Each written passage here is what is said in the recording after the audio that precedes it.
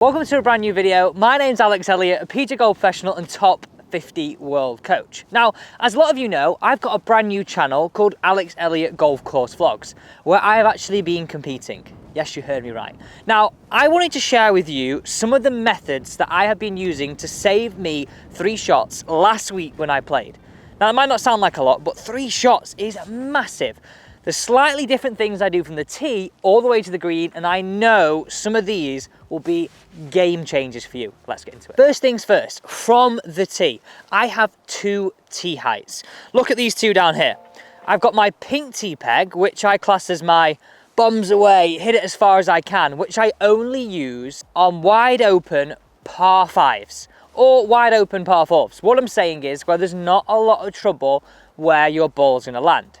I've then also got my low tee peg, which is where the top of the ball matches the top of the face. This is what I class as my fairway finder, and something I'll use where it is a little bit narrower down the fairway. I feel like it becomes a little bit more predictable, and at this tee height, I find it easier to fade the golf ball. Okay, let's have a look at this. We're on the 9th here at Mottram Hall. Now, this is probably one of the most forgiving tee shots on the golf course.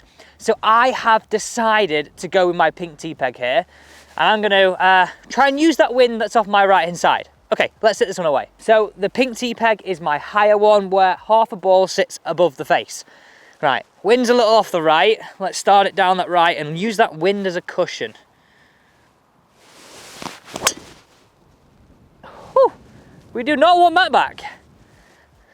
Okay, let's jump down the fairway. As I said, there's so many pieces of advice here. I am excited we've hit the fairway here. Okay, there's the green. This is a par 5.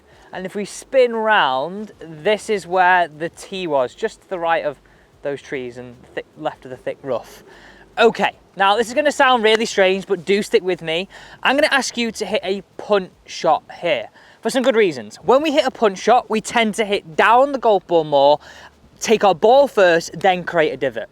If we think, right, when we're under pressure, or we're not quite feeling our irons on certain days, they could be a little bit thin, they could be a little bit fat, and that's when we tend not to get the ball first. So this is why with all your irons, I'm gonna encourage you to do this. So I'm laying up here on this par 5, the wind's a bit into and I just can't reach.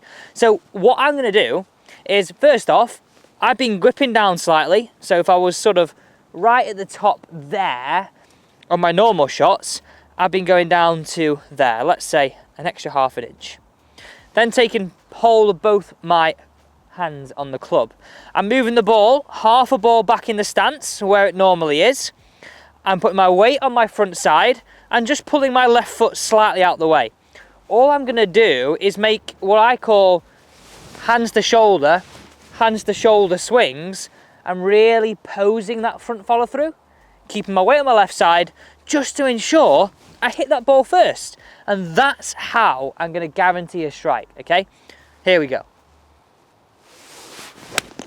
Look at that hit. Down there, in play, never not gonna be struck well. So you've gotta follow that advice. Let's jump down the fairway. So here we go. I've laid up perfectly here, and this is why I wanted to lay up. Look at those bunkers.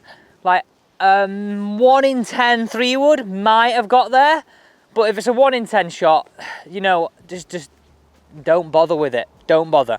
Okay, pitch shots. I can't tell you how many even pros that I play against try and hit these shots full out all the time. So here to the flag is 90 yards, just over that mound. It's actually a tough shot, this. It's a bit of a blind one here, which I always find quite difficult. But what I want you to think about here is anytime you have a pitch shot in your hand, I never want you to swing more than 3/4 back to 3/4 through. If you have to go full, I'd always want you to go 1 club more and hit that 3/4 shot. I always prefer it. I feel like there's more control, and I know there's gonna be more control for you. Okay, let's see if I can put this one in there close before we talk about the final piece of advice, which you're gonna be so happy you stuck around for. Here we go. I'm actually using my 50 here, just to tell you. Oh, be the club. Go! So I hit 50 there, but what club would you have chosen? I mean, I carry 4 wedges. Yeah, get down in the comments, what club would you have chosen? Okay, look at that shot there. By the way, if I hold this, you definitely have to subscribe if you've not already. Now that is exactly a prime example of why you want to play that 3/4 shot.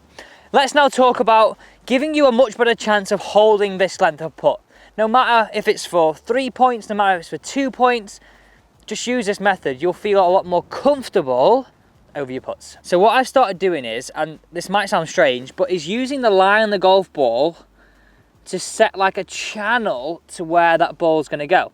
So most people have the ball that way around if target was this way, right? And you can see that sort of line on the ball pointing to the hole. But what I've done is I have it that way around, and I set a channel which is that wide all the way to the hole for a couple of reasons. One, because the channel looks a bit easier to control, but 2, I'm trying to match the line on my putter and the line on the golf ball. So if you look at that from player cam perspective, I can easily see if my face is open, closed, and on this length of putt, you're not going to be perfect, but having a good alignment means you've got a better chance of holding it. Okay, here we go.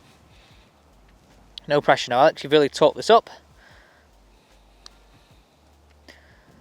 Oh, it took a bit of a bobble, but that was a decent putt. Guys, thanks so much for watching. I know those little snippets will really help you. They've helped me, and don't forget to subscribe.